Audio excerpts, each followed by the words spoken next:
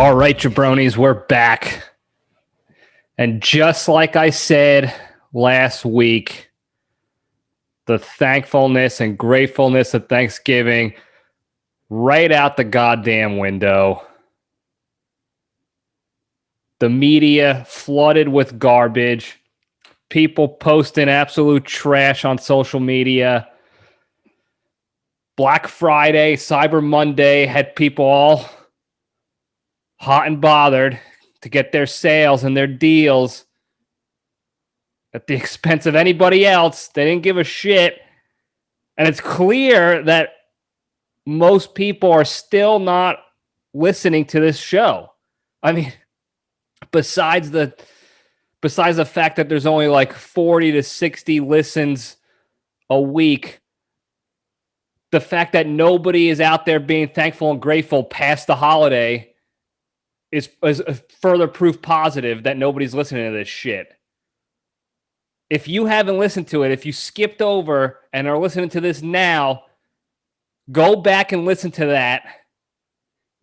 Eat your humble pie. Feel bad because you're being a piece of shit. Start being thankful again, and then you can come back to this episode and listen to this one. And then tell your friends and enemies to listen to that shit too, because I'm getting a little tired of people just completely forgetting about how to be nice people to others, how to be nice to others, and be happy with what you have in your life. I will never understand that. People have gotten so soft with that shit. It's just getting me fired up. And we're not even 2 minutes into this goddamn episode. I don't even know how many F-bombs I dropped. Sorry, Terrence, family show. Maybe I didn't say it. I don't know. I'm in like a fog of war right now. And then we got talks of lockdowns coming up again with the China virus, the 5G virus going on.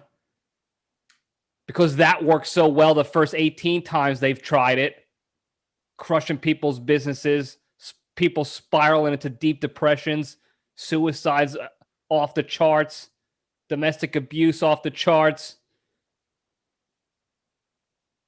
But don't worry, we're protecting you by controlling everything you do and shutting everything down. Meanwhile, we got a vaccine ready to go. Pfizer. They're flying it in. They chartered a bunch of flights to get it in here. I think it's like 20 million or so vaccines to start off with in America. 20 like batches, not different types of vaccines, but 20 million batches. I think they're going to start next week, or by the time you listen to this episode, this week coming up in the United Kingdom with it. And then hopefully, the U.S. approves it and starts the spread of the vaccine. Now it's made by Pfizer, so you're gonna fight COVID.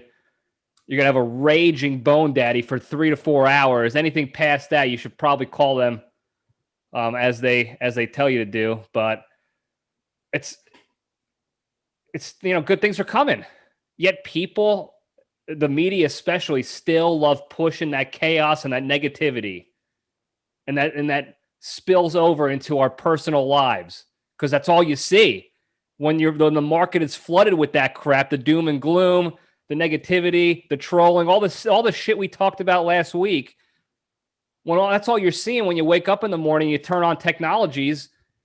I don't blame people for acting like that and forgetting about all the good things they have in their lives. Speaking of good things that we have in our lives, protection against child sex predators. Yeah, we're back with that conversation. I just read an article that had an interview with, I think it was like John McCain's wife, and I don't know when this interview was conducted, but she was quoted saying how everybody knew, all the politicians knew what was going on. This is before he was arrested and suicided by the Clintons. Everybody knew what was going on.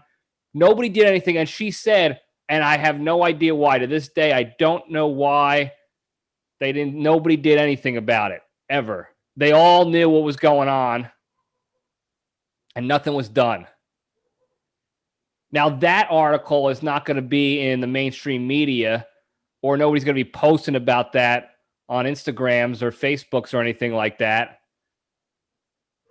So you got to get it from me, from the psycho tinfoil hat guy, bringing it back to light to remind you that this is still a thing. It's still going on, and everybody's still burying the story, but it's not dead.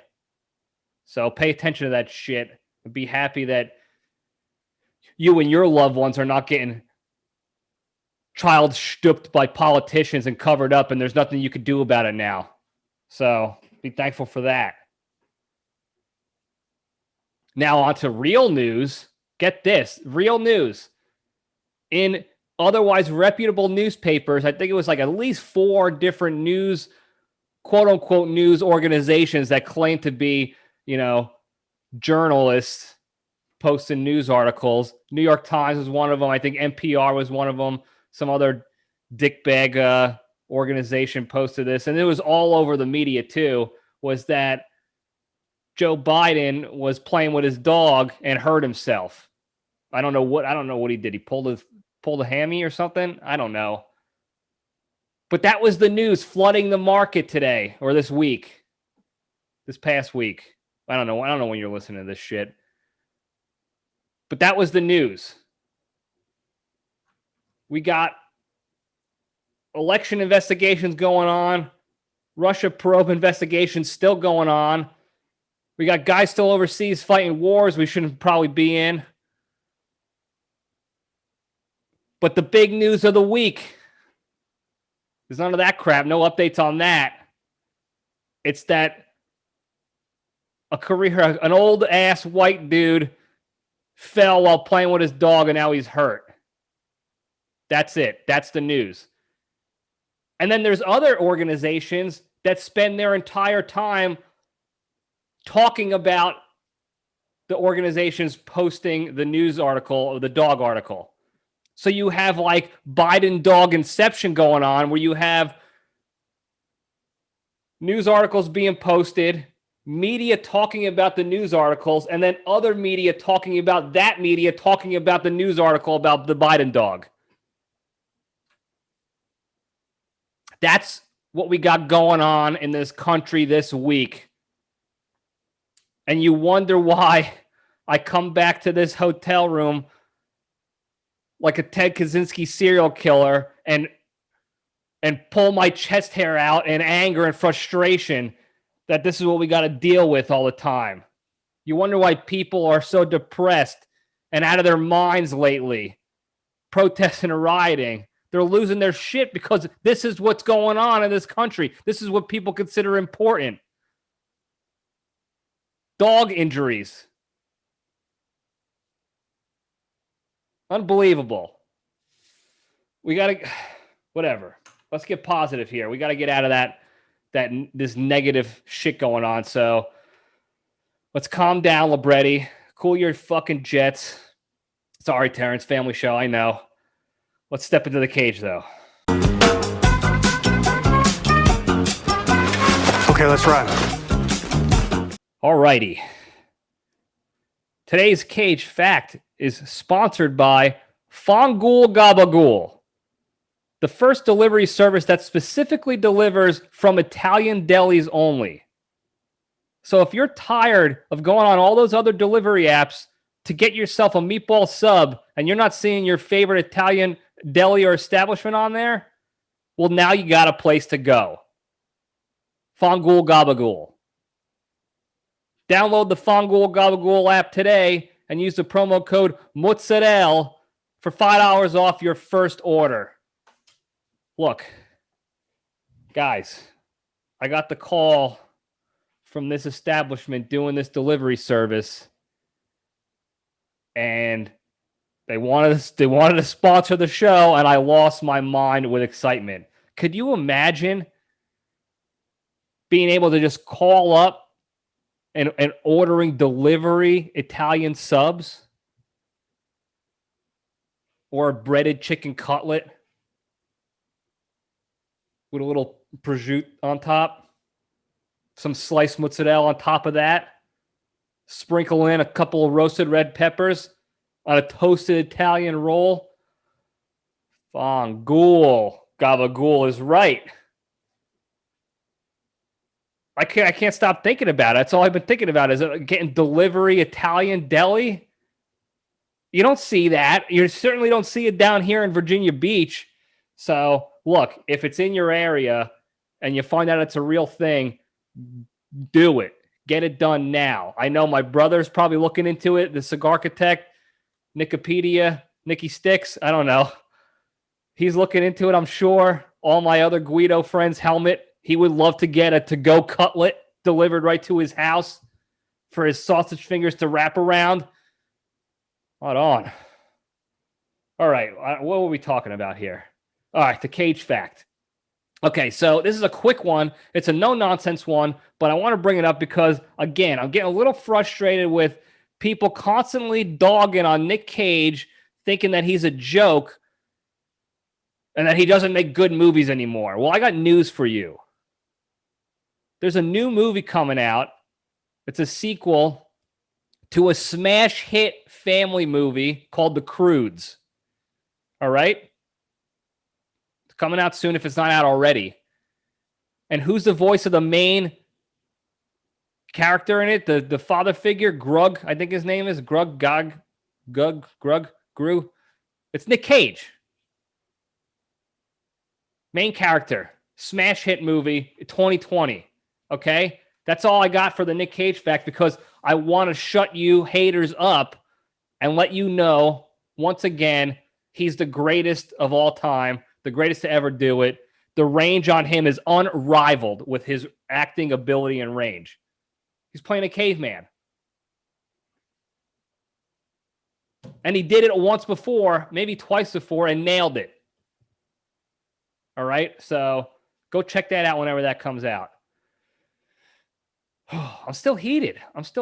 The only thing I got going for me, the positive today, besides being thankful for all the shit I got in my life, is Fangool Gabagool. Thinking about the chicken cutlet. Shit. All right, moving on to the junction. Look, today's junction is like a potpourri of topics that I wanted to just bullshit about for a little bit. And if you don't know what potpourri is, I don't know. Google it. It's like, let's figure out how to explain this. It's like a bowl of fake looking flowers and wood chips that all smell like different shitty scents. And you put it out in public, not public, but in your house for guests to smell. I don't know. I know Crazy Carol had it when we were kids. Most Italian American families got a potpourri bowl somewhere in their house. My grandmother had potpourri bowls everywhere. The bathroom, the kitchen, the bedrooms. I don't know what the point of them is besides they smell good. I don't know how they make them, but it's essentially a mixed bag of shit that smells like different shit. So we're going to do a potpourri of topics talking about different shit that doesn't smell like shit.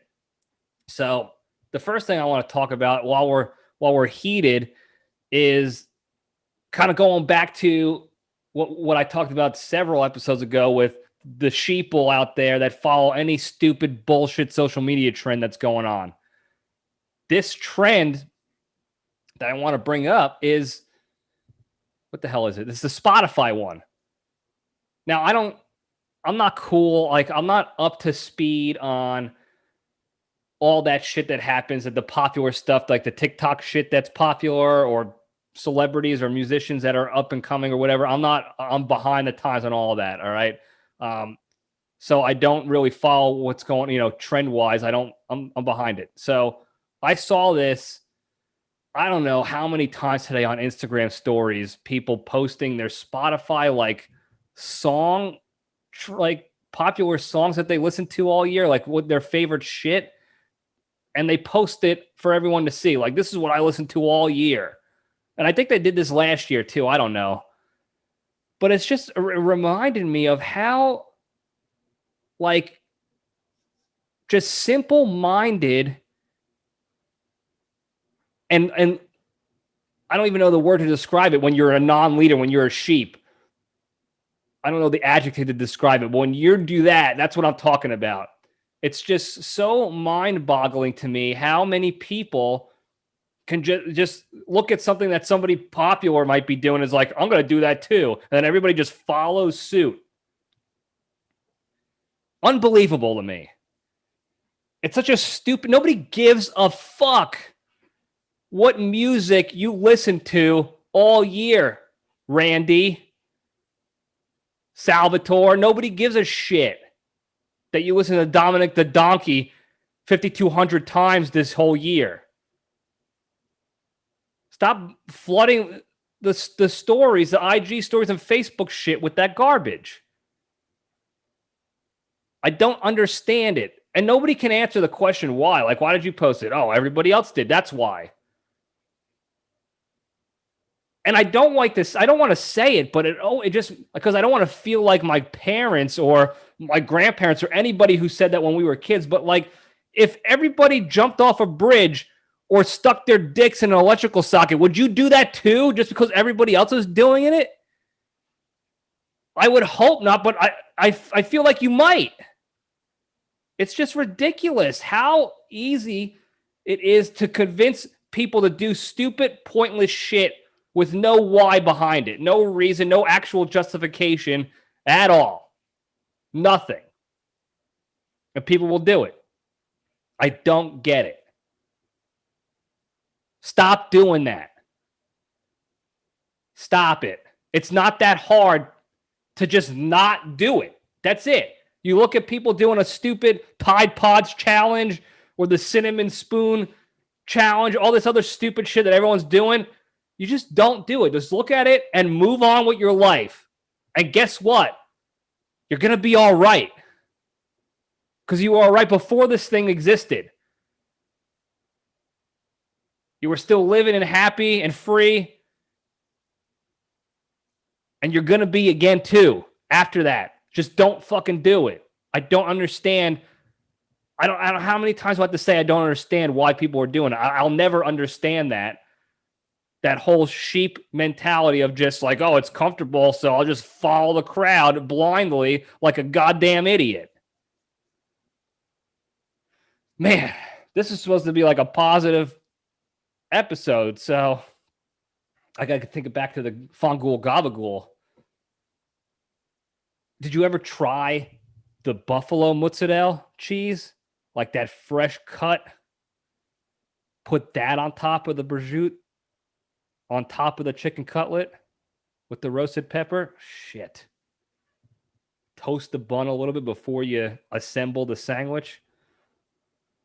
That's the play right there. The buffalo mozzarella. Go look it up if you're in the Northeast. That's where they got that shit. Maybe in the Midwest. I don't know. I don't think they have it in South Dakota, but that's the play right there. Anyway, my sister sent me this thing. It was an interview with George Clooney. Now, she just sent me a clip. It was the only clip that she needed to send, frankly. It was on a couple days ago. I don't know when it was. I don't know exactly why he was on and what else he was talking about. But the clip she sent me was him talking about his haircut. And normally that sounds like something I don't give a shit about. I don't care what celebrities do with their hair and how they get their haircuts. But George Clooney talked about how he uses this thing called the Flobee. Now, let's take a step back in time a little bit because I don't remember if I ever talked about this before, but my father, JPL3, might have single-handedly kept the Flobee makers in business when they first came out. My father is notorious for buying anything on the as seen on TV commercials. And notorious for it. Anything, the copper knee braces that Brett Favre wears when he takes his dick pics. The Chef Tony's. Have you ever heard of the Chef Tony before? Chef Tony was essentially a pan with a grate on top of it that you put on top of your stovetop to cook burgers and chickens and steaks and stuff on it. And it was slightly slanted down into the pan so that the grease and fat would slide down into the bottom of the pan and it wasn't cooking onto like the burger or the steak or whatever. It's supposed to be this revolutionary technology. My father bought 15 of them and gave them out as Christmas gifts to our families. I don't think anybody used them. That was the party favor. That was the Christmas gift that year. That and a loaf of Italian bread was the Chef Tony. Absolute trash. George Foreman, in fact, had to come in and take over. And so everybody knows the George Foreman grill. That was pretty much looking at Chef Tony's failed, miserable experiment and just upped the game. And my father didn't buy any of those. He didn't invest in Foreman grills. He invested in Chef Tony's. Anyway, the one thing he did get right, though, was the purchase of these Flobees. Now, to paint the picture on the Flobee situation, it was a hair cutting device. It wasn't a clippers. It was a device that you would hook up to your vacuum cleaner, like the old Electrolux type of vacuum cleaners. Usually, that's the one we hooked it up to. And then it had the cutting mechanism. It was like this remote kind of thing. And it had different plastic levels that you would connect to the cutting mechanism to dictate how much hair you cut on your head. Then you would turn the Flobee on, turn the vacuum on, start cutting your head, literally like this. You're just cutting like this. You're not clipping around like a normal. You're on top and just hitting it like a Stugatz. And then the theory behind it was that the vacuum would suck up all the hair as it's cutting. As the Flobee is grabbing your hair and cutting it, the vacuum is sucking it up and cleaning it. And it's a no mess, no tell, no smell Scotch situation. That's a Seinfeld reference for all you heathens out there who don't know what I'm talking about. But the Flobee was a revolutionary hair cutting capability. And ever since my father bought that, that's what we got for haircuts when we were kids. For years, I got them. My brother used to get them, and then my father cut his ear with it, and my brother swore off the Flobee. He blacklisted it for good. I don't blame him. It's a traumatic experience when a Flobee gets you like that. But I used it. He used it on me for a long time. He ended up buying, once again, I don't know, 7, 8 Flobees. Gave them out as gifts. And he stockpiled a couple. They disappeared into the ether of the Libretti junk pile. Now, one of the recipients of that gift was my uncle. Uncle John. Shocker, Uncle John with a mustache. Didn't see that one coming. Anyway, he had the Flobee. Used it for years, over a decade. And he would always joke randomly, "Hey, you still using the Flobee?" "Oh, yeah. Every time I got to cut my hair for 15, 16 years now, I use that damn Flobee." And then his broke. And he was devastated. I think he called, he was visiting. Well, his whole family was visiting, and he was like, "Oh, the Flobee finally broke, guys. I know everyone's going to be sad about it, so I got to figure out another way to get my hair cut." And then JPL3, out of the dust of the Libretti garbage pile in the basement or the attic or what have you, comes out with an unopened Flobee. It says here, "Uncle John with a mustache, please continue the tradition. I had this stockpiled just for you." That was the only as seen on TV product that my old man purchased that anybody got behind. Anybody can get on board with. Our entire family had them. We used them. My Uncle John now still uses them. It's been 20 plus years, and he's using the Flobee. Fast forward to George fucking Clooney. Sorry, Terrence Family Show. George Clooney's on CBS Morning News interviewing, by some idiot lady.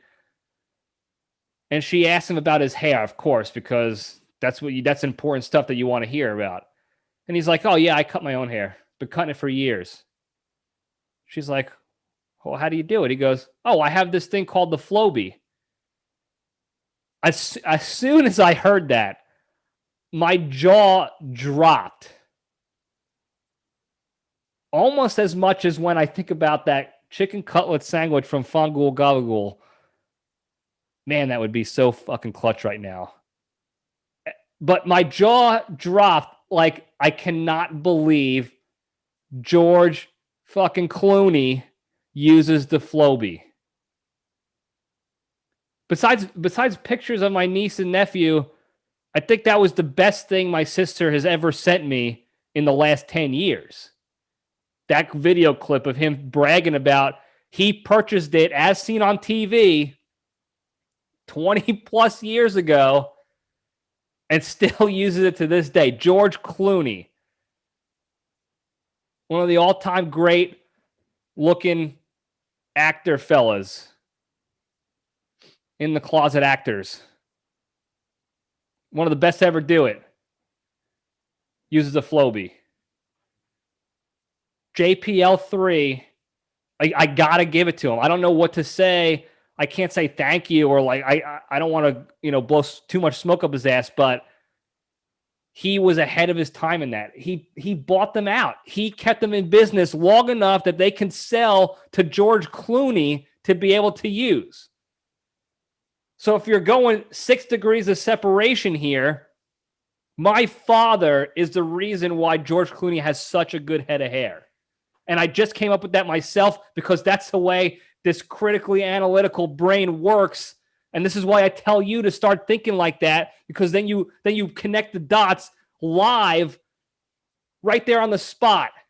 Genius right there. Genius in the works. I recorded it for you. It's right there. You can go back and relive that like nobody's business. George Clooney, haircut like none other because of my father, my old man. God bless him. Now we're running on a high note here. A good positive, vibe going on, for lack of a better term.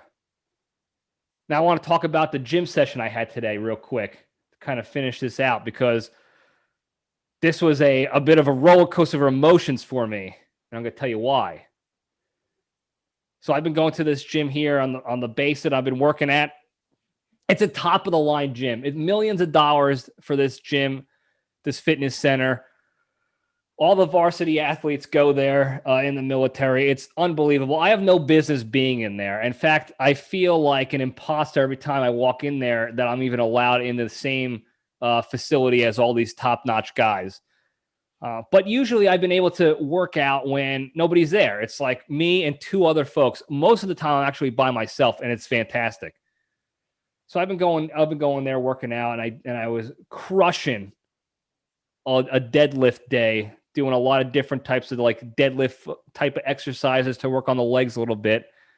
And I was feeling pretty good. I'm making a lot of progress. It's not like real progress. It's good for me, but not for like a real man who can lift, heavy weights for a long time and is strong. But for me, it's progress. I'm upping my weight a little bit, my reps, and it was feeling good. I got a little bit too big for my britches. We'll say that. And it's almost like the big man was looking up. Santa Claus was looking down on me and was like, we gotta throw this guy a slice of pepperoni humble pie. Because this varsity guy comes in, varsity military athlete, comes in to do his own deadlift workout, I guess. He looked like a brick shithouse. Right out of the gate, he looked like a brunette Drago from Rocky IV. And if you don't know Drago, that's unforgivable. We did a whole hour plus episode talking about Rocky IV and Drago. Go back and listen to it. Slap yourself upside the head and then come back here. Anyway, this guy was a brick shithouse. He wasn't like a Schwarzenegger type. He was like a type that carried 100-pound pack on his back. What the hell did I say?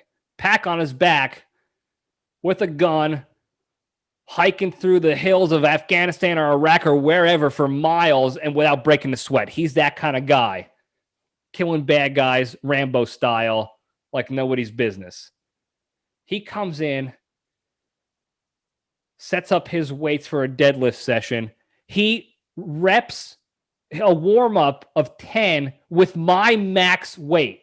His warm-up stretch rep set, not rep, his set, was what I was maxing out at.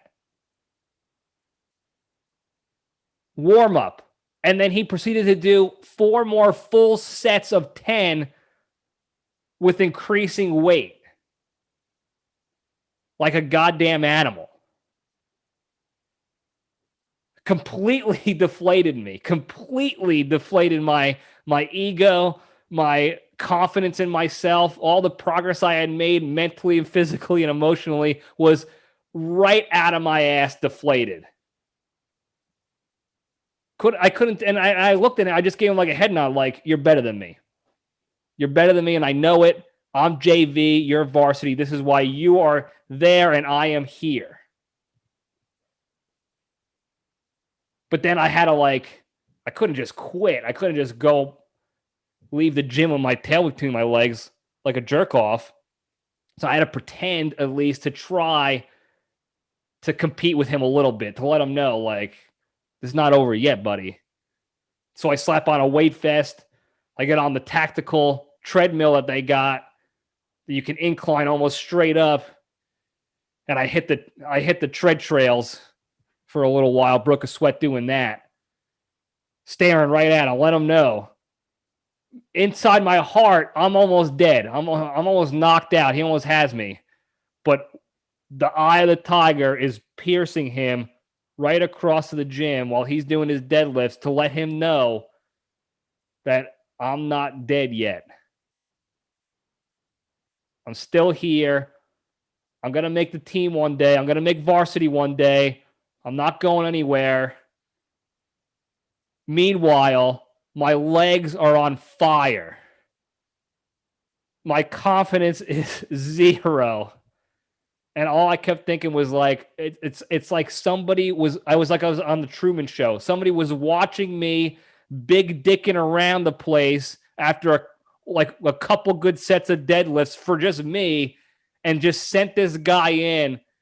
He was just waiting in the wings. Hey, LeBrady's getting too big for his britches. Get in there. Show him what's up. And he showed me what the hell was up.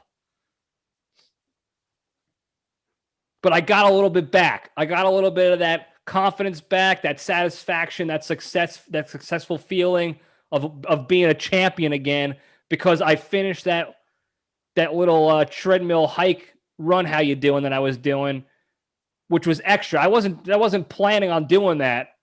I just couldn't leave on that low note, so I had to do that to get some of my machismo back, if you will. So it wasn't a completely dead day. It was a roller coaster of emotions. I'm fighting that sinking, depressing spiral that this guy just tossed my way with his ability in the deadlift realm. I'm fighting that knockout punch, and I had to climb out of it. I had to climb up to the ropes a little bit. So I got it back. It felt good. It did. I'll tell you, it did make me laugh, though, because it reminded me of, this is like the story of my life. And you can ask any one of my friends or brothers that have known me for years and have experienced this. It doesn't matter if it was work or baseball or lifting or soccer, any sport. I get a little cocky. I start doing well in something. Maybe I make a team finally after getting cut 3 years in a row. Thanks a lot, Embry Riddle. Start thinking I'm more than I am. Again, too big for my britches, walking around in the pants of a 6'2" guy. Meanwhile, I'm 5'6.5", maybe. And then karma comes in and chops me down real quick. Coming in here thinking I'm Fonzie. And one of these varsity athletes comes in there and reminds me really quickly that I'm just fucking Chachi still. And if you don't know that reference, I don't want to be a friend of yours. Get off my show. You don't deserve to listen to that. And that's all I got today. That's it. We're going to end on a little bit of a high note, a little bit of positivity, the emotional roller coaster that we had today. It was a little draining. Hopefully, I'm trying to watch over here in the background, the lighting of the Christmas tree, the Rockefeller tree. We watch it every year. I'm trying to watch this. It's been on for 2 hours now, and it's just a bunch of absolute jackasses singing. Like, I don't care about Kelly Clarkson singing. How is she still around? How is she still relevant? I don't care about it anymore. I just want to see the tree lit like I do every year, so I could go and eat my Reese's peanut butter cup, my dessert, cry myself to sleep like I do every night. I don't do that, guys. I don't do that. I'm very happy in my life. Everything's great. Anyway, I love you guys. I hope you enjoyed. Don't forget, be grateful, be good to yourselves. What were the 3 things we talked about? Put it on your calendars. Exercise. Think about others. Be grateful and thankful for the good things you have in your life. The keys to success. I'm going to repeat them again as long as I remember them on each episode. Repeat them again for everybody until it becomes muscle memory. Until you start getting that brain thinking positively all the time and not like a negative Nancy like I am talking about these Spotify trends sheep. All right, that's it. That's really it this time. I love you guys. Stay strong. And I was talking to your mother just the other night. I told her I thought you were an asshole.